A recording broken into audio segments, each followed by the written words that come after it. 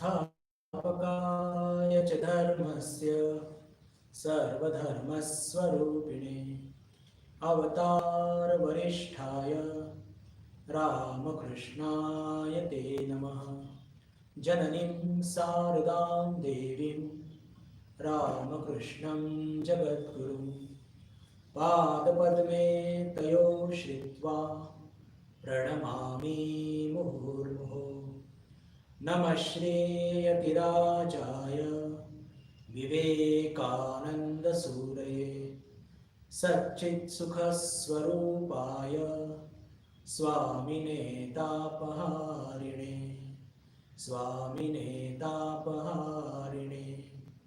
वसुदेवसुतं देवं कंसचाणूरमर्दनं देवकी परमानन्दं कृष्णं वन्दे जगद्गुरुं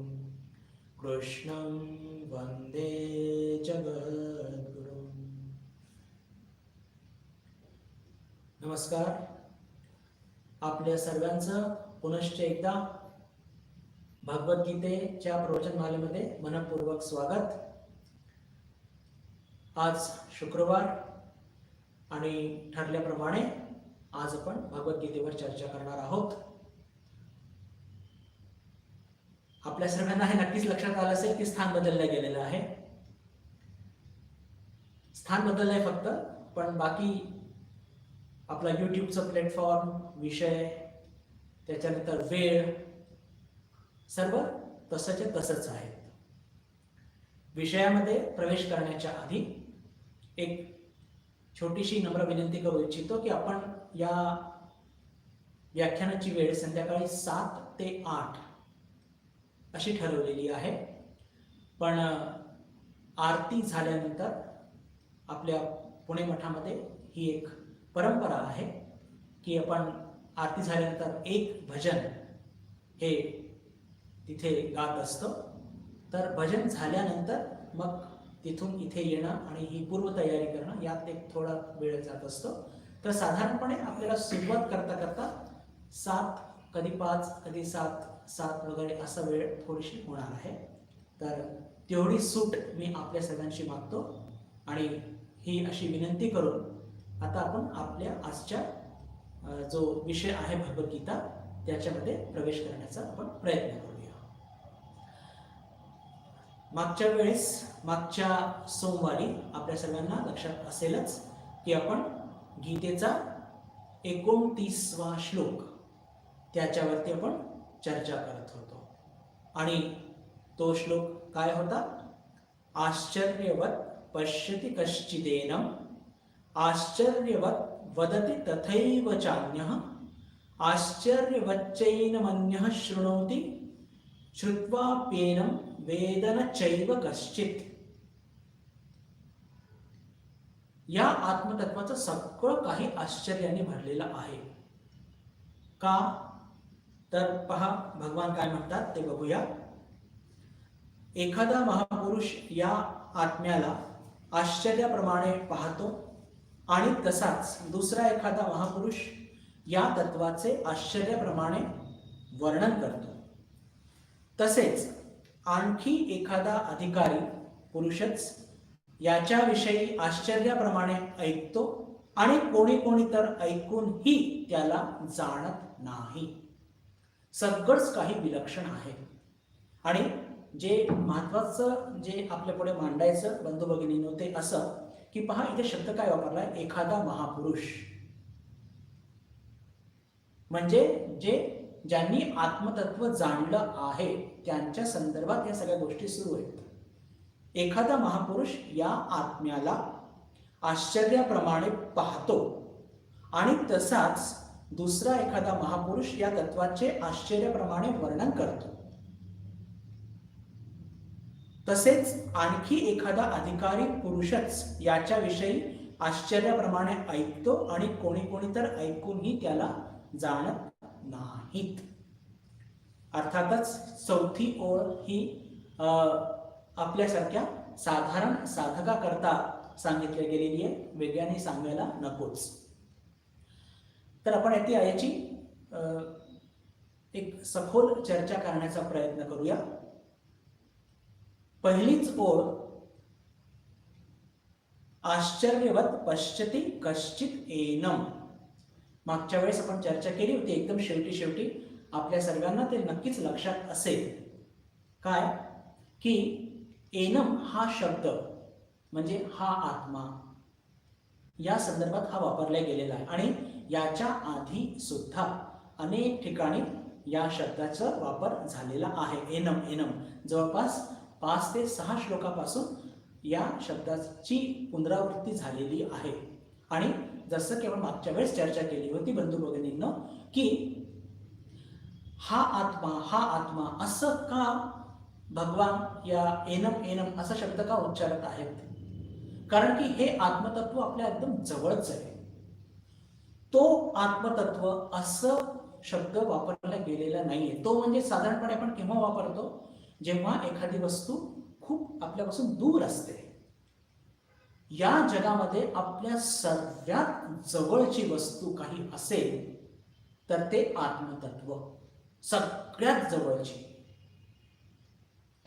साधारणपणे आपण म्हणतो की अरे तो माझा मित्र, तो फार माझ्या जवळचा आहे, किंवा घरी म्हणतो की बाबांपेक्षा आई मला जास्त जवळची वगैरे वगैरे असं आपण म्हणत असतो लौकिक जीवनामध्ये. पण या सगळ्या गोष्टींना फार काही अर्थ नसतो. हे आपल्याला मान्य असो वा नसो, हे आपल्याला माहीत असो की नसो, पण या जगामध्ये आपल्या सर्वात जवळची काही वस्तू असेल तर ते आत्मतत्व. मी असं का म्हणतोय? कोणत्या आधारे म्हणतोय? मला तर काही आत्म अनुभव झालेला नाहीये. कोणीतरी सांगितलं आणि म्हणून मी तुम्हाला सांगतोय, यातला सुद्धा भाग नाहीये. मी तुमच्या पुढे एक ज्याला म्हणतो की तर्क मांडू इच्छितो आणि त्या तर्काच्या माध्यमातून आपण हे समजण्याचा प्रयत्न करूया की खरंच आत्मतत्वाशिवाय आपल्या जवळचं काही नाही. कोणता तर्क? पहा, आपण याच्या आधी चर्चा केली होती बंधू भगिनींनो, की त्या ब्रह्मत्वाचं, त्या अनंत तत्वाचं, त्या आत्मतत्वाचं एक प्रतिबिंब आपल्या अंतःकरणावरती पडतं. मुळात अंतःकरण हे जड असतं, पण ते प्रतिबिंब याच्यावर पडल्याने ते अंतःकरण प्रकाशित होतं. आणि ते अंतःकरण प्रकाशित होतं आणि त्याला मीपणा किंवा अहमबोध त्या अंतःकरणाच्या संस्कारामुळे तो त्याला लाभतो आणि ते प्रतिबिंब त्या आत्मतत्वापासून स्वतःला वेगळा समजतो. एक छोटंसं एक उदाहरण घेऊन याला स्पष्ट करण्याचा प्रयत्न करतो की उदाहरण तेच आहे, काही वेगळं नाहीये. की परात घेऊन गेलो उन्हामध्ये पाण्याने भरलेली आणि त्याच्यामध्ये सूर्याचं प्रतिबिंब पडतो आणि तो प्रतिबिंब समजतो की मी त्या सूर्यापासून वेगळा आहे. तो प्रतिबिंब असा समजतो की मी त्या सूर्यापासून वेगळा आहे. त्याच्यामध्ये हा बोध कुठून येतो? त्याच्यामध्ये हा बोध त्या अंतःकरणाच्या संस्कारामुळे येत असतो. पण त्याच प्रतिबिंबाचं जे खरं बोध आहे त्याला हे माहित असतं की ते आत्मतत्व आणि मी एक आहे. आता हे थोडंसं कन्फ्युजन, म्हणजे एकाच बोधाला दोन बोध कसे होऊ शकतात? त्याचं कारण असं, कारण की ते जे प्रतिबिंब उमटलेलं आहे किंवा जे प्रतिबिंब आहे त्याची सवय काय असते की आपल्या अवतीभोवती जे काही घडत असेल त्याचा आरोप आपल्यावर करणे. त्याच्यामुळे तो स्वतःला वेगळा समजतो, पण तो खरा एकच आहे. आणि म्हणूनच म्हणजे आपण म्हणतो की मला सगळ्यात माझं शरीर प्रिय आहे आणि ते असतं सुद्धा, पण लक्षात ठेवा हे जे शरीर सुद्धा या जगामध्ये आपलं जे प्रतिबिंब आहे ते आपल्याला सगळ्यात प्रिय आहे. त्याच्याचमुळे या सगळ्या गोष्टी घडत. साधारणपणे काय होत असतं बंधू भगिनींनो, की ते प्रतिबिंब त्याची आपल्याला बोध होत नसतो. त्या प्रतिबिंब जे आत्मतत्वाचा बोध आपल्याला होत नसतो, पण या शरीराचा बोध आपल्याला होतो. म्हणून आपण काय म्हणतो की माझं शरीर, त्याची जाण मला आहे, माझ्या शरीराला जाण आहे आणि ते मला सगळ्यात जवळचं आहे. पण लक्षात ठेवा की त्या प्रतिबिंबाला या शरीरापेक्षाही काही जवळचं आहे, तर ते आत्मतत्व. आणि म्हणून आणि आता भगवान श्रीकृष्ण कसे आहेत, ते आत्मसाक्षात्कारी आहेत, त्यांना याचा बोध आहे आणि म्हणून ते एनम एनम असा शब्द वापरतात. हे आत्मतत्व प्रत्यक्षाहून प्रत्यक्ष आहे, फक्त आपल्याला बोध होत नसल्याने. आपल्याला शरीराचा बोध होत आहे म्हणून शरीर जवळचं वाटतं. या इंद्रियांनी आपण इतरांना बघतो म्हणून म्हणतो की मला माझा लहान भाऊ खूप प्रिय आहे, बरं तो माझ्या फार जवळचा आहे, माझी लहान बहीण मला जवळची आहे वगैरे वगैरे आपण म्हणत असतो. पण खऱ्या अर्थाने आपल्याला आपलं आत्मतत्व ते सगळ्यात जवळचं आहे.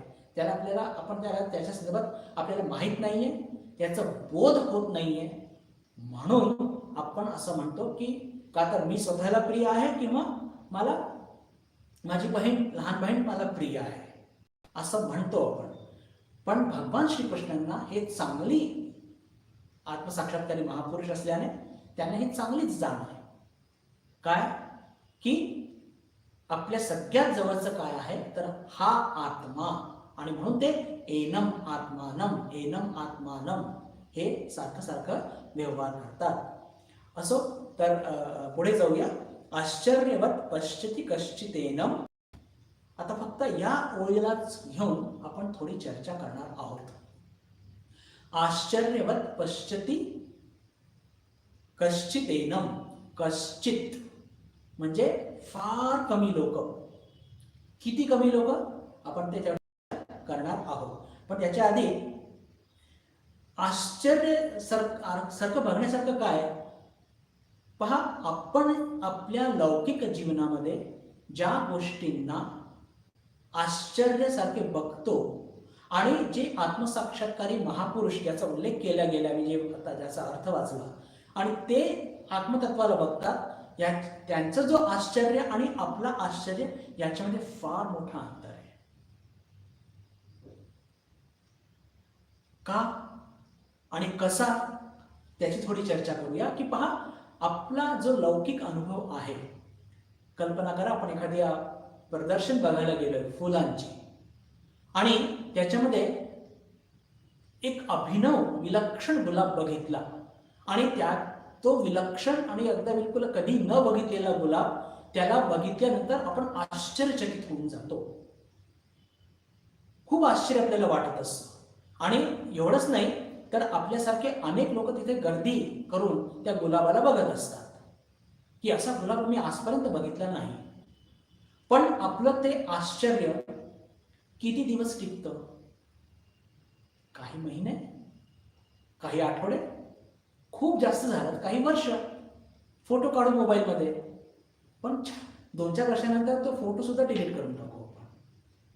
म्हणजे ते आश्चर्य काही आश्चर्य नसतंच मुळामध्ये. ते एक टेम्पररी एक्साइटमेंट असते. शब्दांकडे लक्ष द्या. एक तात्पुरतं ते काहीतरी आश्चर्य असतं. 4 लोकांना आपण व्हॉट्सअपवरती पाठवतो आणि आनंद करतो, बस. त्याच्या पुढे काही नाही. ते आश्चर्यच नाहीये. आश्चर्य कोणाला होतं? या महापुरुषांना. केव्हा? जेव्हा त्यांना हे आत्मसाक्षात्कार घडतं. आणि त्यांना आश्चर्य का व्हावं? त्यांना आश्चर्य म्हणून व्हावं कारण की हे आत्मतत्व जे असतं, ज्याची ओढ आपल्याला सुद्धा लागलेली आहे, ते कसं आहे की ते इंद्रियांनी ग्राह्य नसतं, अप्रमेय. आता पहा, या जगातले 99.99 किंवा अजून जास्तच इतके लोक या जगाला सत्य समजून का जगतात? कारण त्यांच्याकरता ह्या इंद्रियात सत्य आहे. डोळ्यांनी जे पाहतो, कानाने जे ऐकतो, त्वचेने जे स्पर्श घेतो,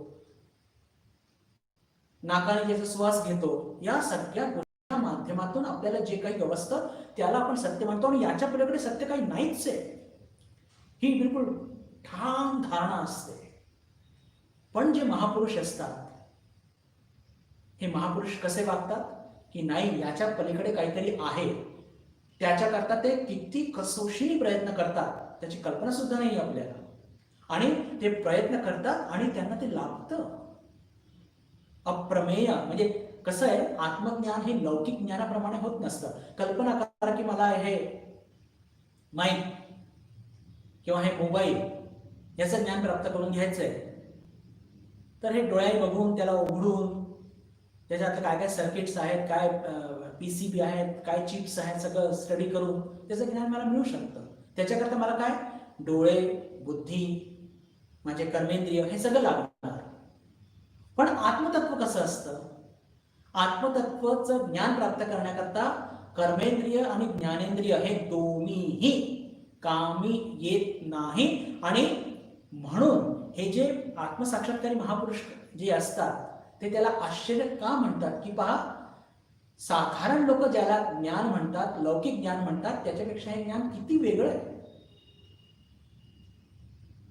कोणत्याही उपकरणाने हे ज्ञान प्राप्त होत नसतं. उपकरण म्हणजे हे डोळे किंवा करण म्हणूया, डोळे हे सगळे इंद्रिय म्हणूया, हे इंद्रियांच्या पलीकडच्या गोष्टी आहेत, मनाच्या पलीकडची गोष्ट आहे, बुद्धीच्या पलीकडची गोष्ट आहे. आणि हे तुमच्या आणि माझ्यासारखे आत्मतत्व चर्चा करणाऱ्या लोकांनी हे बघितलेलं आहे किंवा अनुभवलेलं नाहीये. हे आत्मसाक्षात्कारी महापुरुषांनी स्वतःच्या मनाला या सगळ्या जगाच्या पलीकडे नेलंय, इंद्रियांच्या पलीकडे नेलंय. तिथे त्यांना ते सूक्ष्म आत्मतत्व गवसलं आहे, अनुभवात त्यांनी आणलेलं आहे. इथे पश्यती जो शब्द दिलाय बंधू भगिनींनो, याचा अर्थ आपण असं घेऊया की त्यांना ते अनुभव आलेलं आहे. साधारणपणे पश्यती या शब्दाचा अर्थ काय असतो, बघणे, या डोळ्यांनी बघणे. पण आता या डोळ्यांनी तर आत्मतत्व दिसत नाही, इंद्रियाने दिसत नाही, मग त्यांनी पश्यती का वापरलं, हे त्यांनी अनुभवलंय, हा त्याचा निहित अर्थ होत असतो. तर आश्चर्यजनक का म्हटलं, त्याचं कारण हे अप्रमेय आहे, इंद्रियांच्या पलीकडे आहे, म्हणून त्यांनी तसं त्याला आश्चर्यजनक असं म्हटलेलं आहे. आणि आता मनामध्ये प्रश्न येतो की मग जर नाही जाणलं तर मग कसं जाणलं, तर स्वतः द्वारा स्वतःला जाणणे, स्वतः द्वारा स्वतःला जाणणे. आता पहा, आपण जेव्हा लौकिक ज्ञान घेत असतो, आपण सर्वच घेतो, आपण सर्वजण लौकिक ज्ञान घेत असतो. उदाहरण मी आताच माईकचं घेतलं, हे माईक जर याची मला अभ्यास करायचा असेल तर त्याला मी उघडणार, त्यात काय काय सर्किट आहेत, बॅटरी आहे का, ते चार्ज कशी करायची वगैरे वगैरे सगळं त्याचं अध्ययन करू. म्हणजे काय की हे माईक, हा माईक हे माझ्याकरता काय झालं, ज्ञेय.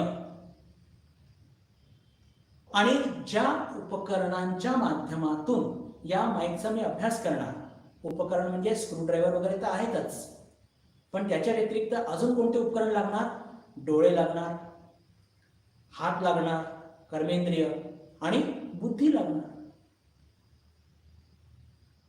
म्हणजे काय झालं की या उपकरणांच्या माध्यमातून ही जी ज्ञेय वस्तू आहे, ज्ञेय आणि ज्ञाता म्हणजे कोण झालं, मी किंवा माझी बुद्धी, एकच गोष्ट आहे. ज्ञेय, ज्ञाता आणि ज्या विधीने मी हे प्राप्त करीन त्याला म्हणतो आपण ज्ञान. म्हणजे प्रत्येक लौकिक ज्ञान आपण जे ग्रहण करत असतो त्याच्यामध्ये ही त्रिपुटी असतेच असते. पहा, हे विसरू नका चर्चेच्या या ओघामध्ये की आपण चर्चा करत आहोत की महापुरुषांनी याला आश्चर्यवत असं का म्हटलंय. आणि महापुरुष कोणते, साधारण नव्हते, ते आत्मसाक्षात्कारी महापुरुष होते. हे म्हणजे याच्यावर चर्चा करत आहोत, हे आपल्याला थोडंसं लक्षात ठेवावं लागेल. तर प्रत्येक लौकिक ज्ञान जे आपण ग्रहण करत असतो तिथे या तीन वस्तू असतात, ज्ञेय, ज्ञाता आणि ज्ञान. पण आता आपण चर्चा केली की आत्मतत्व हे या इंद्रियांनी, कोणत्याही उपकरणांनी किंवा करणांनी ते प्राप्त होऊ शकत नाही. आणि जर ते प्राप्त होऊ शकत नाही तर ते कशाने प्राप्त होत असतं, एकदा आपण या इंद्रियांची मर्यादा ओलांडली, मनाची मर्यादा ओलांडली, तर तिथे आत्मतत्वाशिवाय काही नसतं. आणि ते पण कसं, एक म्हणजे एकच आत्मतत्व, 17 आत्म किंवा आणि जितके लोक तितके आत्मतत्व असं नसतं. म्हणजेच मग काय होतं की तिथे ज्ञाता हे काय आहे, म्हणजे जाणणारा कोण, मीच. ज्ञेय काय आहे, ते पण मीच, कारण की आत्मतत्व माझ्यामध्ये. आणि जाणण्याची विधी, ज्ञान, ते काय, ते सुद्धा आत्मतत्वच.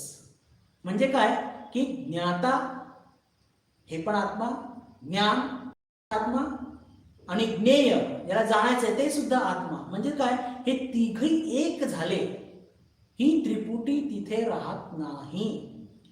लौकिक जगामध्ये हे जो ज्ञेय हा वेगळा आहे, ज्ञाता वेगळा आहे, आणि मी याला बघत आहे आणि ज्ञान घेत आहे, म्हणजे ज्ञान, ही तिन्ही गोष्टी वेगळी असतात.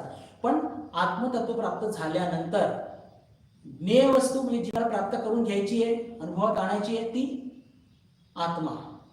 कोणाच्या द्वारे प्राप्त करायचं आहे, तिथे बुद्धी, मन, इंद्रिय काम करत नाही, म्हणजे आत्माद्वाराच आत्मा प्राप्त करून घ्यायचं आहे. आणि ती जी ज्ञानाची क्रिया, ते पण काय आहे, ते सुद्धा आत्माच आहे. म्हणजे तिथे त्रिपुटी राहत नाही.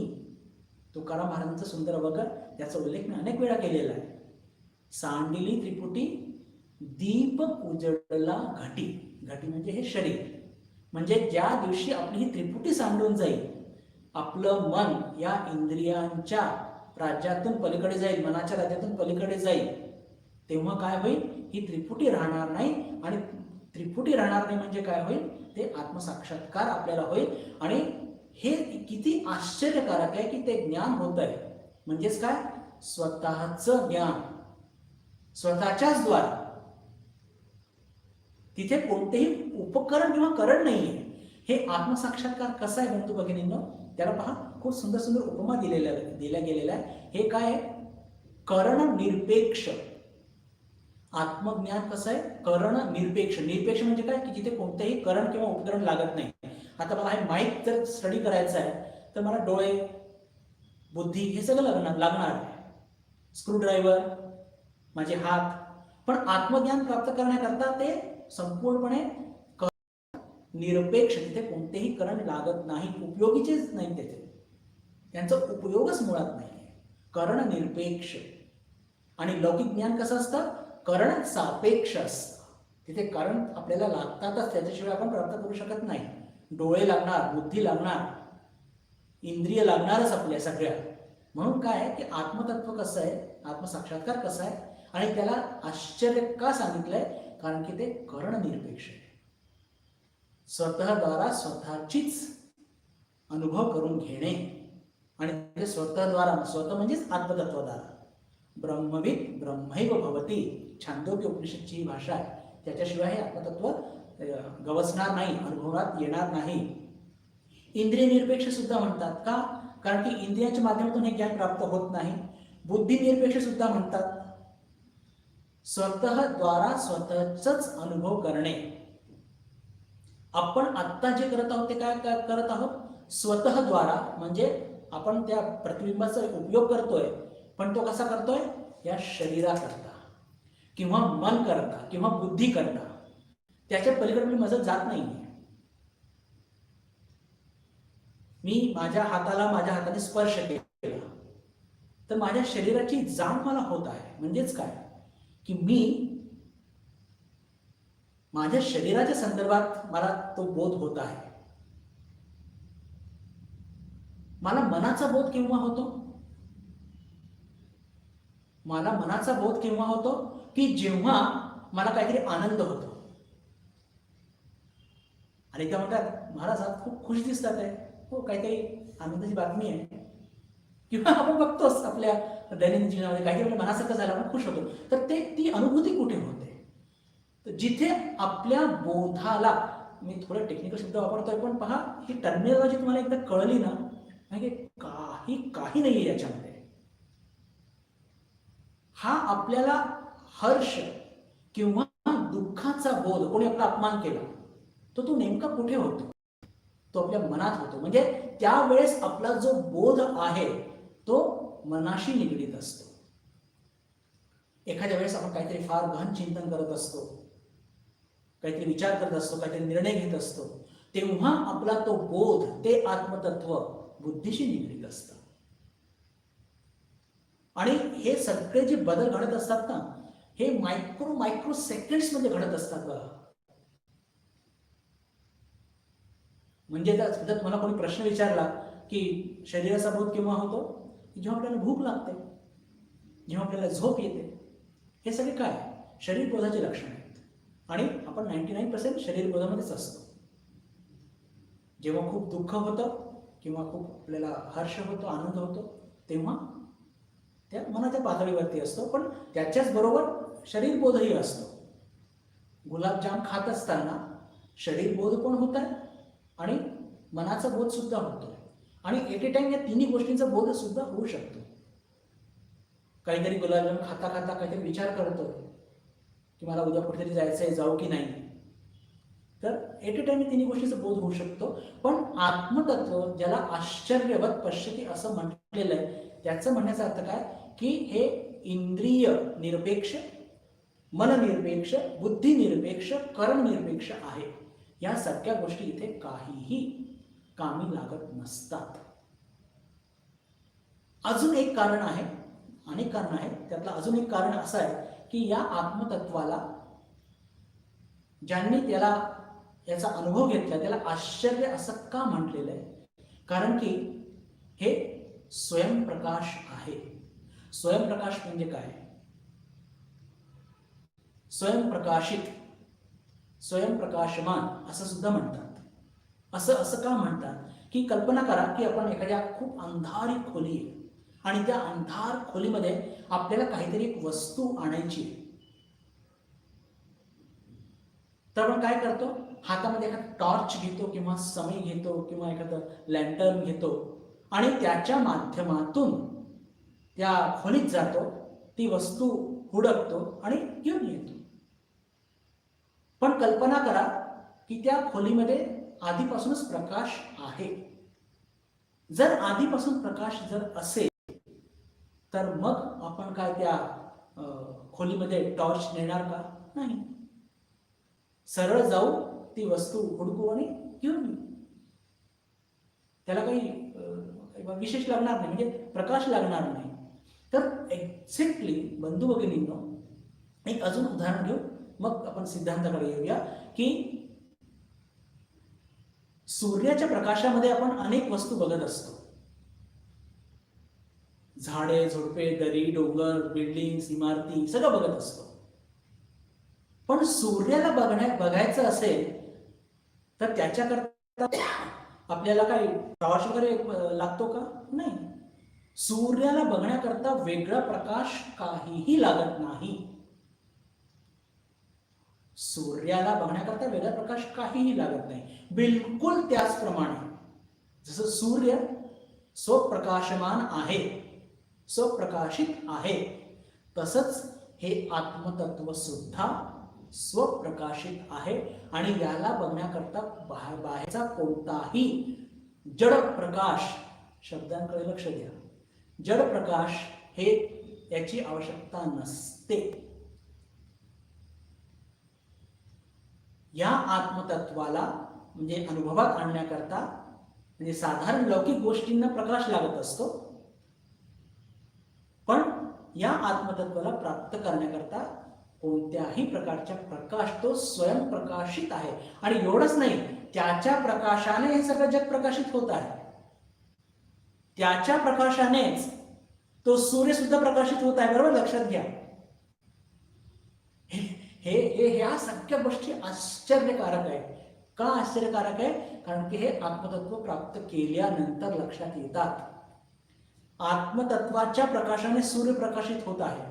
आत्मतत्वाच्या प्रकाशाने आपलं अंतःकरण, आपलं मन, बुद्धी, चित्त, अंतःकरण सगळं प्रकाशित होत आहे.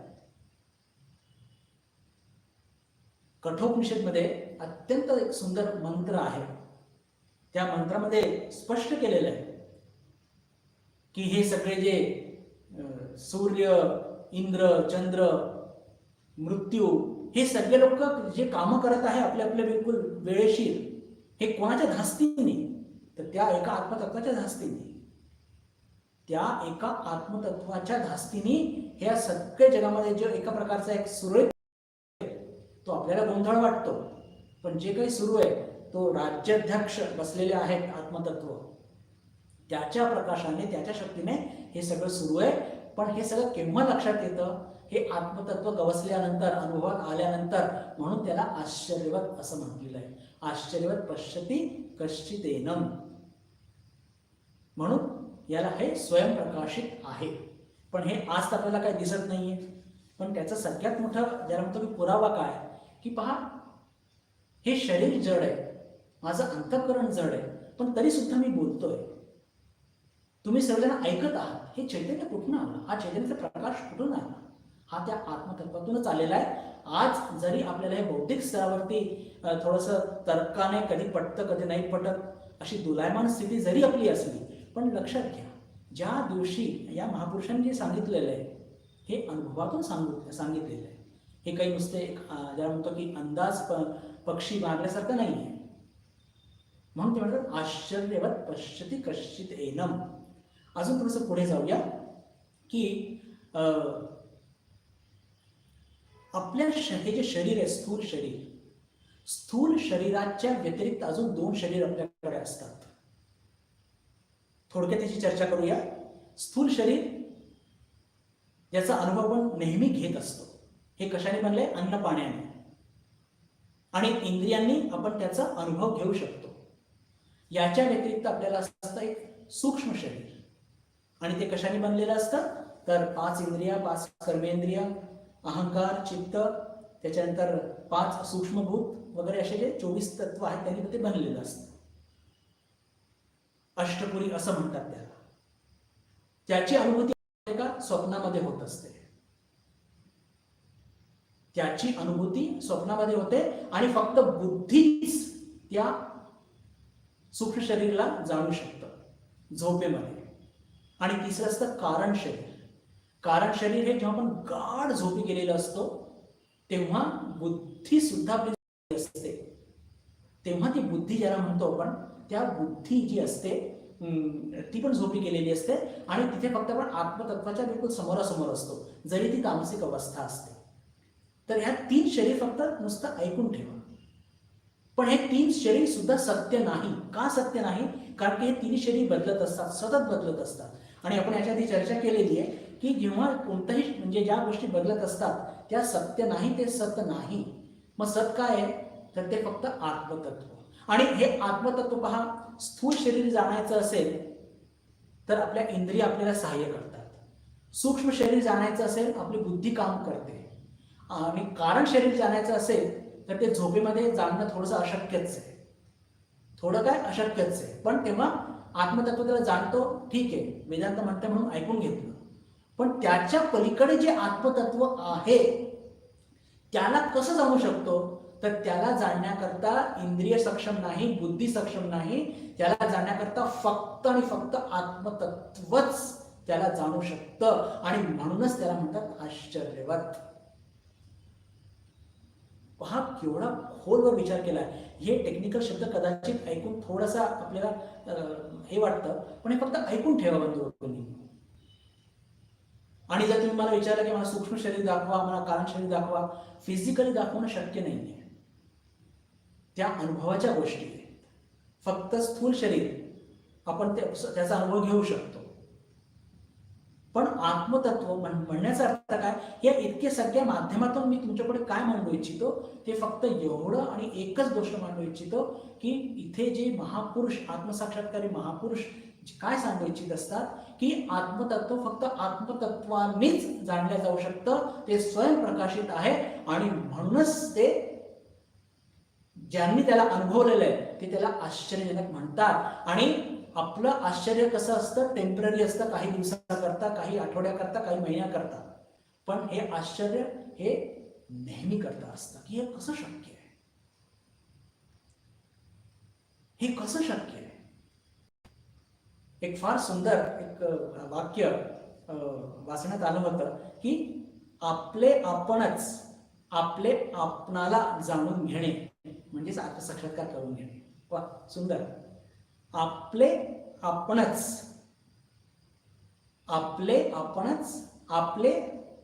आपणाला जाणून घ्यायचंच नाव म्हणजे आत्मसाक्षात्कार. म्हणजेच काय? आत्माद्वारा आत्मतत्वाचा अनुभव घेणे. याच्या पुढे एक खूप सुंदर एक शब्द वापरलाय, आश्चर्यवत. 3 कारण आपण चर्चा केली की याला आश्चर्य का म्हटलं महापुरुषांनी, की हे इंद्रियांद्वारा ग्राह्य नाही, हे करण इंद्रिय निरपेक्ष आहे, बुद्धी निरपेक्ष आहे, मन निरपेक्ष आहे. कोणत्याही बाह्य गोष्टीने याला प्राप्त करू शकत नाही, याला फक्त आत्मतत्वानेच प्राप्त करू शकतो. दुसरं आणि महत्वाचं, हे स्वयंप्रकाशित आहे. आणि तिसरं की हे जे आपण 3 शरीर याची चर्चा केली, हे 3 शरीर सुद्धा सत्य नाही. म्हणजेच स्थूल शरीर, सूक्ष्म शरीर आणि कारण शरीर हे यांच्या पलीकडे असल्याने हे फक्त आत्मतत्व इतकं सूक्ष्म आहे आणि ते सत आहे, तेच सत्य पण आहे. मी 2 शब्द वापरतोय, सत आणि सत्य. ते का वापरतोय की सत म्हणजे हे त्रिकाल अबाधित आहे. बाकीचे 3 शरीर जे सांगितले मी, हे कालाच्या बरोबर हे बदलत असतात किंवा यांचं हे नष्ट सुद्धा होत असतात, पण आत्मतत्व कधी पण नष्ट होत नसतं. इथे अजून एक जो शब्द वापरलाय बंधू भगिनींनो, कश्चित एदम. कश्चित, मागच्या वेळेस कश्चितचा शब्दाचा अर्थ घेतला होता कधी पण. इथे शब्द आहे फार कमी. किती कमी हो, याचा अनुभव आपल्याला सगळ्यांना आहे. आता पहा, जर पुण्याची जर गोष्ट केली तर जवळजवळ 35-40 लाखच्या जवळपासची पॉप्युलेशन, आणि मंदिरात जाणारे किती लोक असतात, मठात जाणारे किती लोक असतात, फार कमी, अत्यंत फार, म्हणजे एकदमच ज्याला म्हणतो की बोटावर मोजण्यासारखी. आणि असे अनेक जे प्रयत्न करतात त्यातले काही लोकांनाच ते आत्मतत्व गवसत असतं, आणि ते केव्हा गवसेल ते सांगता येत नाही. भगवद्गीतेमध्येच भगवान कृष्ण 7व्या अध्यायाच्या 3ऱ्या श्लोकामध्ये फार सुंदर एक श्लोक सांगतात की मनुष्याणाम सहस्रेषु कश्चित यतति सिद्धये यतताम अपि सिद्धानाम कश्चिन माम वेत्ति तत्वतः. काय अर्थ? मनुष्याणाम सहस्रेषु, हजारो लोकांमध्ये. इथे त्यांनी हजारो म्हटलंय, पण मला असं वाटतं त्यांनी कोट्यवधी म्हटलं असं जास्त बरं झालं असतं. कारण की हे इंद्रियजन्य जग इतकं स्ट्रॉंग आहे, हे अनुभव इतके म्हणजे तीव्र आहेत, इंद्रिय सुख आणि इंद्रिय प्रलोभन. पण लक्षात ठेवा बरं, भगवान श्रीरामकृष्ण किंवा हे सगळे आत्मसाक्षात्कारी महापुरुष म्हणतात की जे अनुभव या जगाचा आपण घेत आहोत त्याच्यापेक्षा हजार पटीने आत्मसाक्षात्कार हा जास्त तीव्र असतो, पण तो आपल्याला लाभत नाहीये किंवा तितकी आपली व्याकुळता नाही म्हणून ते मिळत नाही. कारण की आता मी हा माईक बघतोय, डोळे आणि बुद्धीच्या माध्यमातून बघतोय, पण जेव्हा आत्मसाक्षात्कार होईल तेव्हा काय होईल की जे बोध माझ्यामध्ये आहे, जीव चैतन्य, ते जीव चैतन्य आणि ते विश्व चैतन्य ते एकच होऊन जाईल. त्याच्यामध्ये हे डोळे आणि बुद्धी नाहीच आहे. मला असं वाटतं की मी फार जास्त कॉम्प्लिकेटेड नाही करत आहे ना, की पहा आपण ज्या गोष्टी बघतो ते इतक्या डायरेक्ट का नाहीये.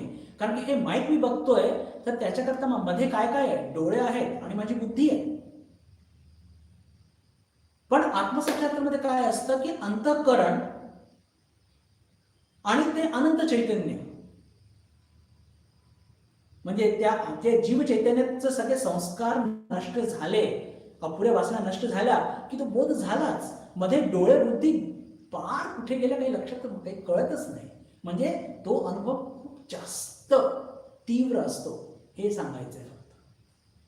तर इथे जे भगवान याची चर्चा करत होतो बंधू भगिनींनो पण, की मनुष्याणाम सहस्रेषु कश्चित यतति सिद्धये. कोट्यवधी लोकांमध्ये काहीच असे मोजके लोक असतात की त्यांना या आत्मतत्वाची ओढ लागलेली असते. आणि अशी ओढ लागलेली हजारो लोक, त्याच्यामध्ये काय म्हणतात भगवान, यततामपि सिद्धानाम कश्चिन माम वेत्ति तत्वतः, की मला पूर्णपणे जाणणारे असे अनेक जे साधक असतात, म्हणजे कोट्यवधी लोकांमध्ये काहीच लोक साधक असतात. असे अनेक हजार साधक गोळा केले, यती गोळा केले, त्याच्यामध्ये काहीच लोक असे असतात की जे मला तत्वतः जाणू शकतात. इतकी रेअरेस्ट ऑफ द रेअर असं हे आत्मतत्व आहे. म्हणून हे आश्चर्यवत पश्यती, म्हणून हे आश्चर्यवत पश्यती असं त्याचा हा अर्थ आहे. आता एक प्रश्न आपल्या मनामध्ये एक म्हणजे साधारणपणे निर्माण होऊ शकतो किंवा होत असेल सुद्धा, की हे आत्मतत्व याचं स्वरूप इतकं निश्चित असून त्याच्याबद्दल लोकांचे इतके मतमतांतर काय? कोणी म्हणतं हा एकच आहे, कोणी म्हणतं नाही हे त्यानंतर की अद्वैतवादी, द्वैतवादी, विशिष्ट अद्वैतवादी, असं का होत असतं? सगळ्यांचा अनुभव जर एक असेल तर मग हे असं वेगळं वेगळं का? तर तेव्हा कसं असतं की जसं जसं माणसाची प्रगती होत असते आध्यात्मिक, तसे तसे त्याला अनुभव येतात आणि त्या अनुभवाची कक्षा वेगळी वेगळी असते.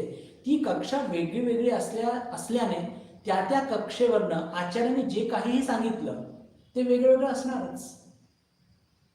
एकदम सोपं आहे. पहा, हे आत्मतत्वाची ही जी सगळे जे टप्पे म्हणूया आपण, कक्षा म्हणूया, हे इतक्या साऱ्या आहेत की आचार्यांनी कोणत्या कक्षेतून काय सांगितलेलं आहे त्यांना त्या कक्षेमध्ये त्यांना तसं आढळलं म्हणून त्यांनी तसं सांगितलं आपल्यासारख्या सामान्य लोकांना. पण लक्षात ठेवा, तरी आचार्यांनी कदाचित वेगळ्या वेगळ्या पद्धतीने ते मांडलं असेल, पण आत्मतत्वाचं स्वरूप ते मात्र एकच आणि ज्याला म्हणतात की न ढळणारं आहे. ते न ढळणारं आहे हे आपल्याला ठामपणे लक्षात ठेवलं पाहिजे. आणि दुसरी एक अजून महत्वाची गोष्ट की हे आत्मतत्व जे कश्चित याला अजून म्हटलंय त्याचं अजून एक कारण आहे, कारण की हे फार दुर्विज्ञ आहे आणि फार सूक्ष्म आहे, अत्यंत सूक्ष्म आहे. आपण बघतच आहोत ना, आपण सर्व स्ट्रगलिंग फेजमध्ये आहोत आणि त्यातून जे सर्वात मुख्य गोष्ट जी असते आध्यात्मिक साधनेमध्ये ती म्हणजे काय? ती आध्यात्मिक साधने म्हणजे ती जी गोष्ट असते महत्वाची ती म्हणजे अशी असते की आपल्या चित्ताला की जे ज्याच्यामध्ये सतत वृत्ती म्हणजे विचार येत असतात आणि त्याला स्वच्छ करणे. आता ही जी गोष्ट म्हणजे याच चित्तावरती त्या आत्मतत्वाचा म्हणजे स्वच्छ प्रतिबिंब उमटेल. प्रतिबिंब आत्ता पण आहे, पण तो प्रतिबिंब कसा आहे? मळकट आहे. कशामुळे? आपल्या संस्कार, आपल्या अपुऱ्या वासना, आपले कर्मफळ आणि अहंबोध याच्यामुळे तर पूर्ण एकदम बिलकुल तो कळकट मळकट झालेला आहे. तर त्या चित्ताला स्वच्छ करणे आणि स्वच्छ करून पुन्हा काय करणे? फक्त स्वच्छ करण्याच नाही, त्याला शांत ठेवणे. उदाहरण घेऊया की आपण एखाद्या तलावाकाठी जात असतो, जेव्हा आपण पिकनिकला जातो तर किती कचरा त्याच्यावरती पडलेला असतो आणि कचरा पडलेला असतं एवढंच नाही तर त्याच्यामध्ये का तर हवेमुळे किंवा लोक काहीतरी दगड किंवा कचरा टाकत असतात त्याच्यामुळे सतत तरंगा उमटत असतात त्या तलावाच्या सरफेसवरती. तर आता त्या तलावाला स्वच्छ करणे एकदम आणि त्याच्यावरती एक पण वृत्ती निर्माण झाली नाही पाहिजे असं जेव्हा होईल तेव्हा आपल्या त्या चित्तावरती त्या आत्मतत्वाचा प्रकाश सुस्पष्टपणे आपल्याला दिसेल. तर ही जी ही विधी आहे, ही उपासना, ही साधना, आता आपण हे सगळ्या प्रवास करत आहोत आपल्याला लक्षात येत आहे की केवढं अवघड आहे. मनामध्ये आपण सकाळी किंवा संध्याकाळी किंवा दुपारी ध्यान करत आणि आपण म्हणजे आपल्या जे गुरु महाराजांनी शिकवलेले प्रत्येकाने ज्यांनी दीक्षा घेतलेली आहे की मनाला निर्विचार करा. निर्विचार केल्याने काय होत असतं की मन जितक्या मिनिटं आपण मेडिटेशन करतो तितक्या मिनिटं करता ते त्याच्यामध्ये कोणत्याही वृत्ती निर्माण होणार नाही असं प्रयत्न करा. पण ते आपल्याला आपलंच माहिती आहे की मनाला एका सेकंदाकरता निर्विचार करणं किती अवघड आणि किती ताण देणारं असतं. सतत काही ना काही विचार असतं मन इथे, पण ते कुठलं विचार करत असतं त्याचा काही ठाव ठिकाणा नसतो. म्हणण्याचा अर्थ काय की हे जे आपलं चित्त किंवा आपलं मन किंवा अंतःकरण त्याला शांत करणं आणि स्वच्छ करणं हे अत्यंत अत्यंत कठीण आहे आणि म्हणूनच हे आत्मतत्व दुर्विज्ञेय आहे. म्हणूनच हे आत्मतत्व फार दुर्विज्ञेय आहे, सुविज्ञेय नाही आहे, विशेष करून आपल्यासारख्या साधारण लोकांना. आणि या सर्व महापुरुषांनी ते प्राप्त केलेलं आहे आणि म्हणून तो अनुभव आलेला असल्याने ते काय म्हणतात, ते म्हणतात की हे आत्मतत्व कसं आहे, आश्चर्यवत, महत आश्चर्य. भगवान रामकृष्ण हयातीत असताना दक्षिणेश्वरी, आपल्या सगळ्यांना माहितीच आहे की तेव्हा तिथे अशी व्यवस्था होती की दक्षिणेश्वरी अनेक साधू संन्याशी यायचे आणि तिथे ते राहायचे. म्हणजे त्यांना पुढची तीर्थयात्रेकरता गंगासागर करता जाण्याकरता तिथून त्यांना पुढची सोय व्हायची म्हणून ते यायचे आणि तिथे खायची प्यायची सोय, धर्मशाळा होती राणी रासमणींनी बनवलेली, तर तिथे राहायचे. तर तिथे आता जेव्हा ठाकूर हयातीत असताना अनेक महापुरुष तिथे येऊन त्यांनी निवास केलेला आहे आणि त्या सगळ्यांचं सत्संग ठाकूरांना लाभलेला आहे. त्या सगळ्यांचा सत्संग ठाकूरांना हा लाभलेला आहे. तर अनेक गोष्टी ठाकूरांनी ज्या बघितल्या होत्या त्याची वर्णनं त्यांनी इतर डायरेक्ट डिसेबलला सांगितली आणि त्याची काही उल्लेख आपल्या याच्यामध्ये आहे लीला प्रसंगामध्ये. तर एक साधू असा होता, म्हणजे याच्याची चर्चा निघालेली आहे की हे कसं दुर्विज्ञेय आहे. दुर्विज्ञेय का आहे, कारण की हे मायाचा प्रभाव इतका तीव्र आहे, खूप तीव्र आहे. त्याने काय होत असतं की साधारण जीव तिथेच गुंतलेला असतो आणि म्हणून जो साधू ज्याची मी चर्चा करत आहोत, तो साधू दिवसातनं एकदा बाहेर यायचा, आत्मसाक्षात्कारी महापुरुष, आणि काय म्हणायचा, वाह क्या माया बनाई है, क्या माया बनाई है, असं करून तो आनंद करायचा.